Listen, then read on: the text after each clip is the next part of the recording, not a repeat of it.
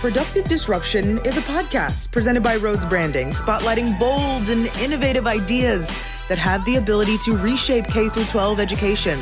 If you're looking for actionable ideas about how to operate and innovate your school, you've come to the right place. Let's get started. Welcome to another episode of Productive Disruption. I'm your host, Molly McGowan Gorsuch, and I'm the Director of Client Engagement at Rhodes Branding. With the American Association of School Personnel Administrators Annual Conference in Anaheim coming up this October 3rd through 6th, we are so excited to be speaking with Dr. Dale Fisher today. Not only is Dale the Assistant Superintendent for Human Resources at Deerfield Public Schools District 109 in Deerfield, Illinois, he also serves as the President of the Executive Board of the American Association of School Personnel Administrators, or what we're going to be referring to as AASPA for the rest of this podcast. Dale, thank you so much for being here with me today. I'm very excited to be a part of this. Thank you for inviting me. Of course. So obviously I could tell everybody about what's on your resume and read it to your audience, to the audience, but I know that really doesn't tell the real story about you and what you do and your passion for education. Can you tell us a little bit about yourself and your career path? Absolutely. So again, name is Dale Fisher. This is my 25th year in public education, which really scares me to think that it's been that long. In my specific role now within public education as the Assistant Superintendent for HR, you're going to find that most people come into K-12 HR through one of two lanes. Either those that come from the business side with a real background in human resources, or those that were educators and became building level leaders, district office leaders, and that's the path that I took. So I was a middle school science teacher for a number of years, then became an assistant principal for about 10 years. And then in the last 11 years, I've been doing this role for the district. And this is home to me. This is my passion. I could not imagine myself doing anything else. This is what I want to do for the rest of my career. I absolutely love it. That's what you need. That's who we need in education. That's Right? where we need. That's what everybody wants. Really, is you don't want a job, you want a passion, you want a career. That's awesome. It's beautiful to hear. So diving a little bit more into HR world, I attended the National School Public Relations Association conference this summer, and I found it really interesting to see how many PR professionals are beginning to focus more on working closely in collaboration with their HR departments and those leaders, specifically in recruitment and retention efforts. In your opinion, how can those two departments, those two leadership positions in a district, work more closely together to help recruit and retain teachers and staff? I'm smiling a little bit because I'm going to give you a bit of background on that. So the president or past president of NSPRA was actually our communications coordinator here in the district. And we started presenting at our respective conferences at the local level. So in Illinois, AASPA or NSPRA in Illinois, about the power of collaborating with communications through an HR lens and how that could effectively, help systems rethink the power of how to brand and how to get out there and recruit and find a really diverse and qualified applicant pool.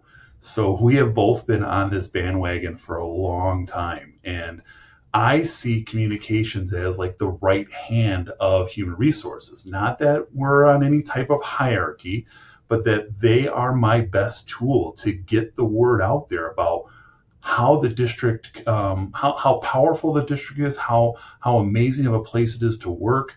The knowledge that PR people have on how to get the word out through social media. What is the latest social media? Are we on that social media?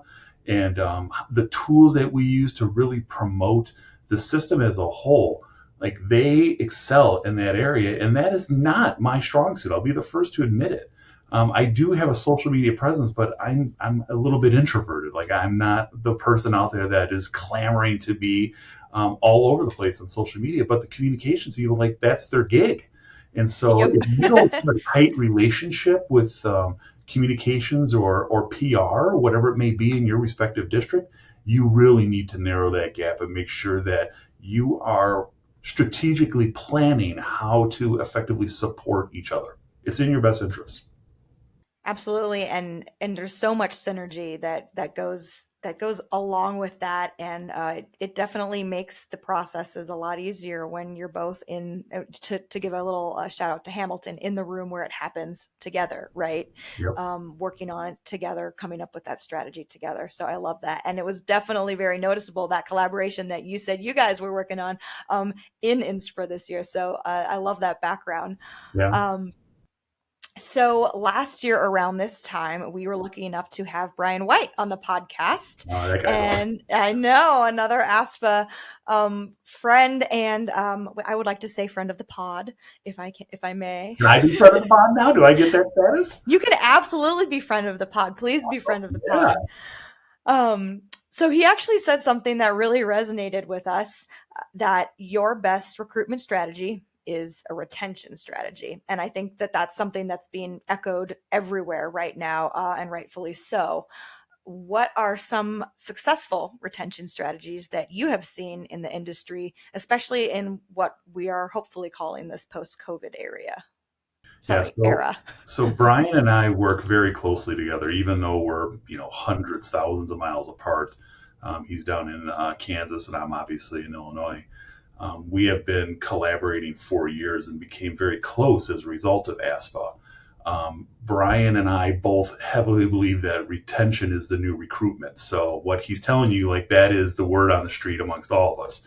The first person we both heard it from was Dr. Robert Stewart from Texas, and that became his mantra. And so we've all been kind of relying on that.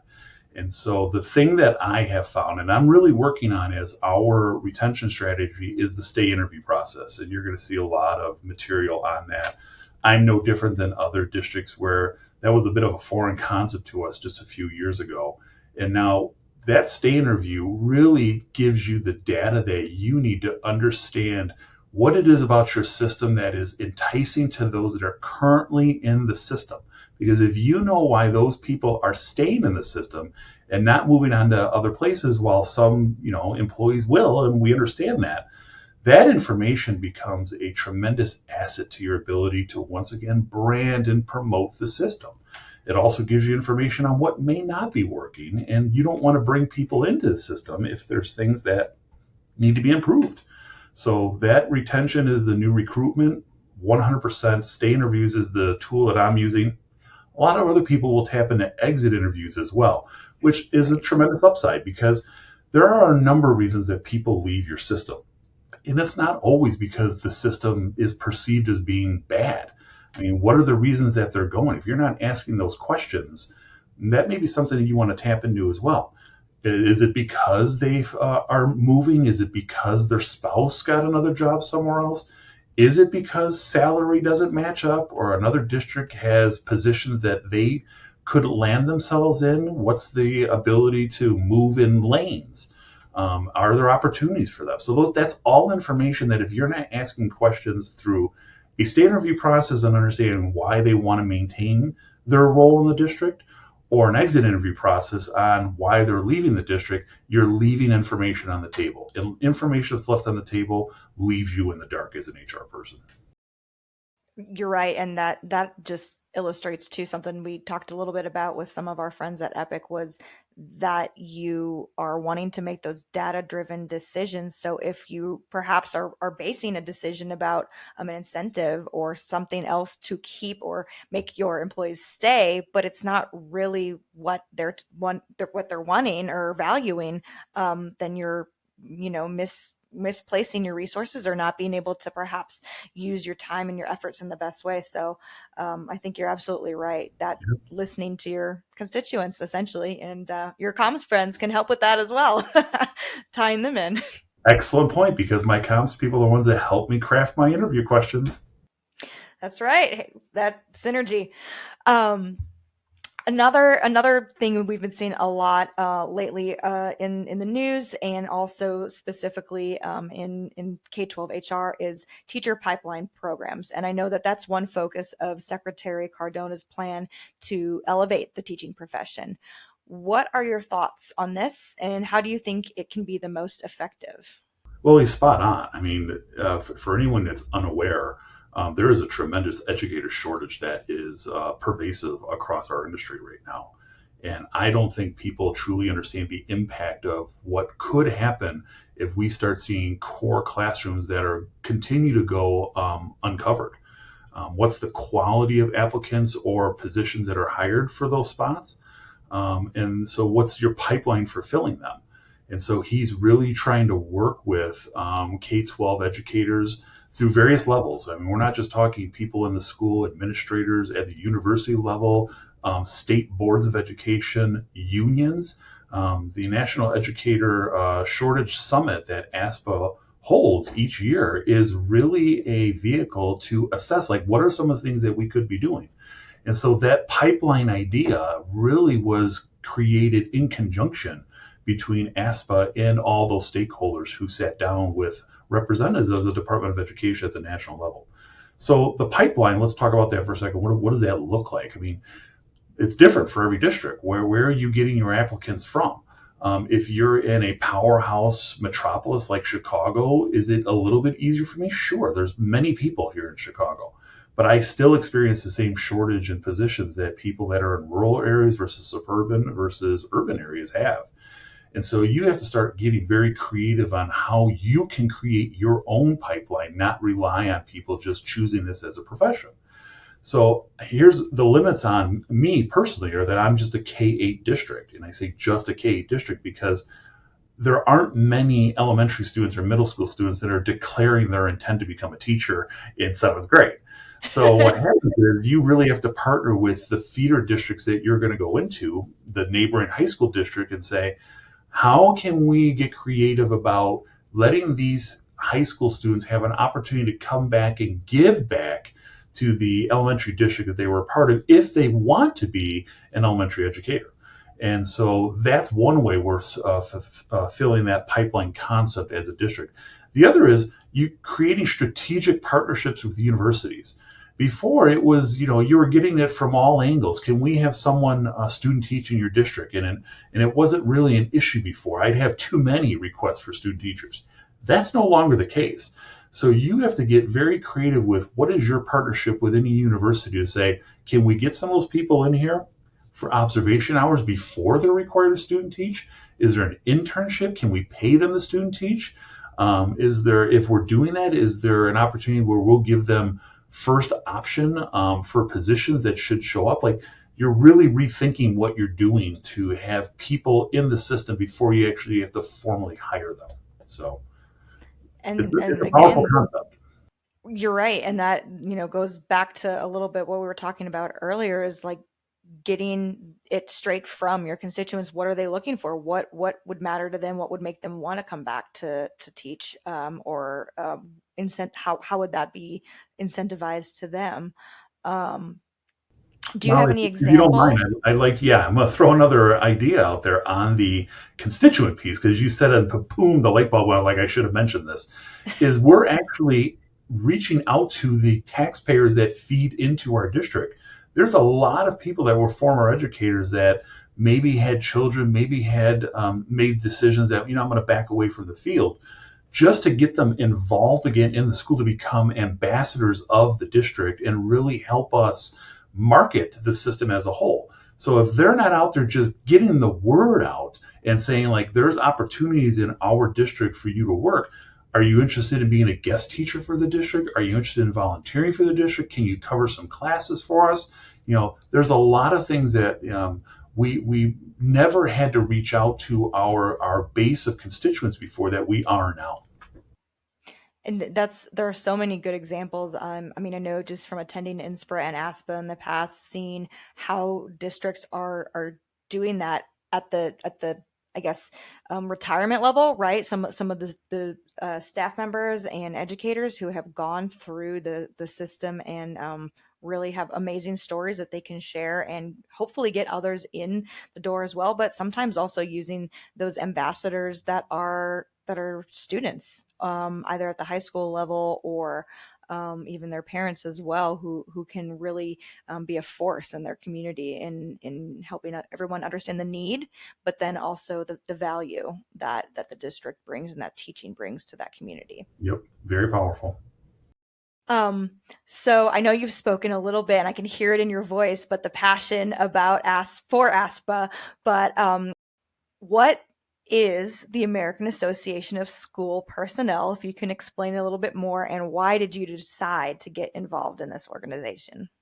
Well, I'll be honest with you, K-12 HR is a lonely profession because you're really one of the only people in your district that truly understands what it takes to put human capital into classrooms and make sure you have a quality applicant pool, a quality onboarding program, a quality evaluation system. If you have employees that need professional development, those are all unique skills that fall under generally one person or a very small department, unless you're a big system. Like I was the only person in my department for a couple of years before I started adding on some support personnel. ASPA is one of the big solutions to that problem. So you have very like-minded people that you can do two things with. Engage in professional development because we're all teaching each other. So when you see an ASPA event going on, you're talking about professional development coming from your peers. It's very rare that someone from an outside sector is coming to teach us about K-12 HR. Someone has a niche. Someone has something that they're really good at. Like my niche is like finding efficiencies in the HR world. And, if you're a one-man show, how do you get things done? And my other niche is like employee investigations. It's something I'm really good at doing. And so I will often want to share that information. And so once you start sharing, you then create this network. And so networking is the second part of that. You don't know who's really out there. You don't know who has a unique skill set that you want to tap into. And so ASPA provides these wonderful opportunities at all of their PD sessions to network and find people that are doing the same job you're doing. And so as much as I walk away with PD and information that I'm basically stealing from my colleagues, I come back every time with new people that I can reach out to and say, saw that you're doing this, it's really cool. Can you tell me more about that? And so you become committed to this concept of it's a give and take. If I'm taking, then at some point I have to give back. And so in my career doing this, I was totally naive to what K-12 HR was. They put me in the role because I was very good at managing my staff when I was a middle school principal.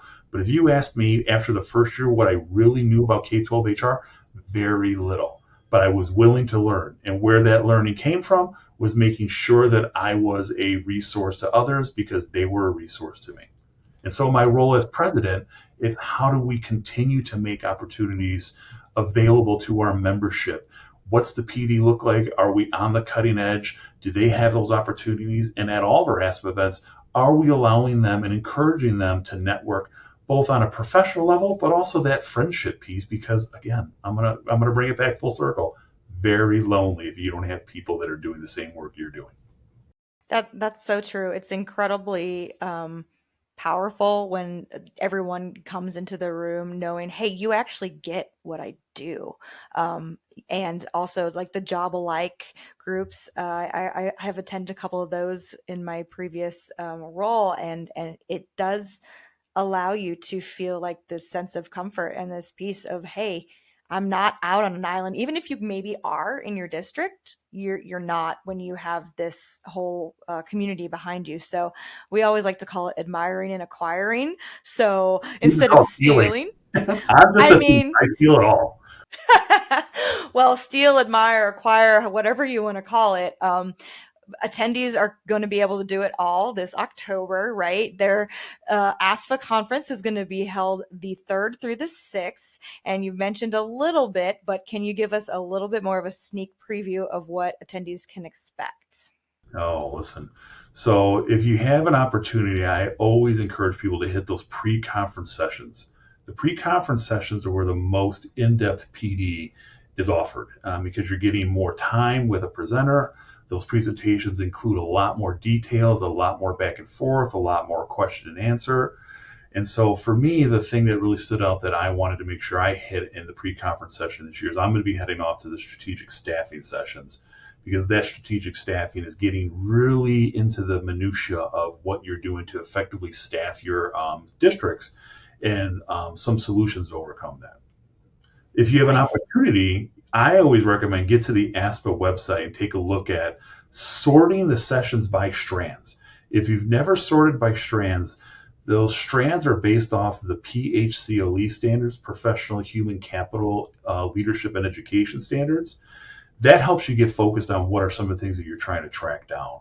And so there's a multitude of sessions per each strand. And if this is the year that I want to look at recruitment, well, here's a bunch of opportunities in these sessions to hit that recruitment strand. Or is it onboarding? Is it DEI? What's the strand that you want to get to? So that PD is really integral to those pieces. And those are the suggestions I've got for you. Those are good hot tips, not just for newbies, but folks who are coming back. I know it's important. You want to plan out your sessions because you're going to hit the ground running, and it's good to go in with the plan.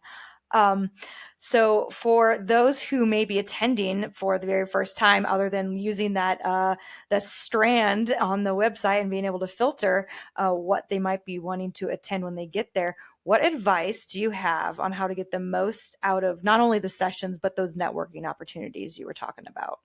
You got to go to them. So it's easy after a long day of like going from 9 o'clock to 10 o'clock, 10 o'clock to 11 o'clock. But those networking pieces at night in those breakout sessions, they're really driven towards people-to-people interaction. I'm like the next person. There's only so much that I can handle sitting in a session with, you're in a conference hall. So you've got those long tables and, uncomfortable chairs, and you are gleaning information, but you're just craving that human interaction. AASPA is notorious, on a good way, for making sure that we have fun things for the membership to get involved with. And we're in Anaheim this year. So, come on, what's in Anaheim? It's the House of Mouse. Oh, so yeah. there's plenty of opportunities where we're going to be able to, get involved with each other, break bread, have conversations, share a couple drinks, and talk about what's happening in your system. I'll tell you what's happening in mine. Do you have any solutions for that? And the only way to do is you actually have to get there and be a part of it. Yeah, and I know that sometimes those networking sessions lead to those personal interactions where you then have the one-off networking sessions with a new colleague that can be just as enriching. And I think those are amazing places for you able to meet those job-alike folks. Molly, who else has great ideas at those sessions too is don't hesitate to get into the vendor area, because the vendors really have unique solutions for problems that you may not even know you have. And that just requires a conversation. So spend some time, get into the vendor area, talk with them about what's going on in your system, hear some of the ideas they have. I've walked away thinking I didn't need that, and it's changed the things we're doing over a year, because I walked back and said that was very powerful. I never considered that. And then their connection was made with a professional partner that has really changed the paradigm on how I operate within months. Crazy. That's awesome to hear. Well, we will for sure be there, and we will be loving. Yeah, we'll be there in the vendor area, but we're also looking forward to meeting those first-time attendees at the first-time attendee reception on Tuesday night. My colleague Blake and I will be there, and we're excited to meet everybody. That first-time attendee is a great way to break down walls. Even if you go to AASPA for the first time, we can have all these sessions in place, but knowing that there's a smaller group of those that this is the first time you've ever gone to one, well, there's a lot of people there, exec board members, AASPA staff, vendors there to say, here's some inside tips on how to make this really powerful for you so that you find the value in it. And I have created many connections attending that first-time attendee, being an exec board member, that I would not have found before, because you have hundreds of people attending that conference. Right. It's a little bit smaller, more intimate opportunity to meet folks. And you've essentially got a new cohort of people you can come back and see again every year and say, hey, I met you at the first-time attendee. Exactly. Well, I will look forward to seeing you there for sure. But before we break for the day, I would like to ask you a question. Speaking again, we're going to be in the House of Mouse, so this is very on brand. We end every podcast with the same question. If you could wave a magic wand, what is one thing you would fix in education? I don't know that I have a magic wand to fix anything. The one thing I want the magic wand to tell me is why we're seeing such a decrease in people willing to come into this field. It used to be the quote unquote noble profession. And now in Illinois, I give you a great example. It was just a couple years ago where an alarming stat hit many of the K-12 HR people in the state. There was a university that graduated one person for high school biology. In the state of Illinois, only one graduate was out there looking for a job to be a high school biology teacher. That's alarming. I wish I truly understood what's happening. What are all the factors that are coming into play where people are saying, I'm not interested in being a teacher? What's the reason that that's occurring? If I had that magic pill, I think that's something that would help a lot of K-12 HR people understand how to strategically staff in the absence of educators that we need to have in these classrooms. Well, I think, what you mentioned earlier in our conversation is just looking at the data and looking at the folks who you do know and who you can ask, and that's all we can do at this point. And I think that they're going to be able to give us some really good insight, and maybe they can be our magic wand. I hope. I hope so. Well, I look forward to seeing you at AASPA, and I think we're all going to learn a lot of good strategies. And I am so excited to meet all the new and existing HR talent professionals who are going to be out there. Dale, thank you so much for your time today. If our audience members would like to connect with you online before they come out and see you in AASPA, where can they find you? Well, remember, I'm social media shy, so you will find me out there. I am on Twitter at Dale Fisher, DaleFishered is my Twitter handle. And I'm always responsive to DMs and questions that they have. But honestly, if anyone has any questions, the easiest way to get a hold of me is dfisher@dps109.org. That's my email address. Ask me anything you want, and I'll gladly spend some time with you helping you. Thank you so much, and we'll make sure to include that in the show notes. Thank you again, and I will see you in just a couple of months. Looking forward to it. Thank you. Bye-bye.